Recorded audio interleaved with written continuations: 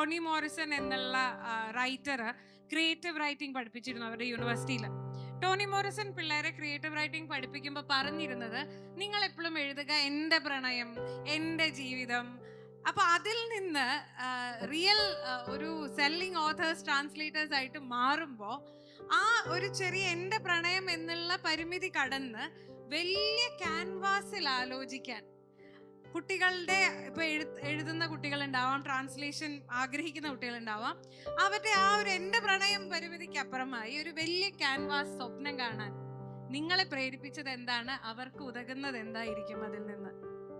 പണ്ട് അങ്ങനെയല്ല, വളരെ ലിമിറ്റഡ് ഇതാണ്, എന്താണ് കിട്ടുന്നത് അതുകൊണ്ട് തന്നെ എന്തും വായിക്കും. ഇന്നത് എന്നില്ല, എന്ത് കൈ കിട്ടുമ്പോഴും വായിക്കും. അപ്പം ഈ ചെറുപ്പത്തിൽ ഇതൊക്കെ വായിച്ച പറഞ്ഞ പോലെ ഇത് വായിക്കുമ്പോൾ വാക്കുകൾ കൊണ്ട് ഉണ്ടാക്കുന്ന ഒരു ലോകം ഉണ്ടല്ലോ, ഒരു വലിയ മാജിക്കാണ്.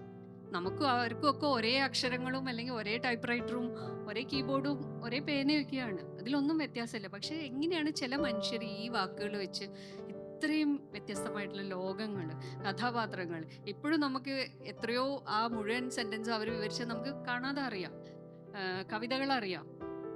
ഇതിങ്ങനെ പഠിച്ച സാധനങ്ങൾ മറന്നു പോയിട്ടുണ്ടാവും എക്സാമൊക്കെ എഴുതി കഴിയുമ്പോൾ, പക്ഷെ ഇത് ഉള്ളിൽ ഇപ്പോഴും നിൽക്കുന്നുണ്ട്. അപ്പം അത് അത്രയും പവർഫുള്ളായിട്ട് നമ്മളെ, ഞാൻ ചെറുതിൽ ഇങ്ങനെ വായിച്ചിട്ട് കരഞ്ഞ പുസ്തകങ്ങളൊക്കെ ഉണ്ട്.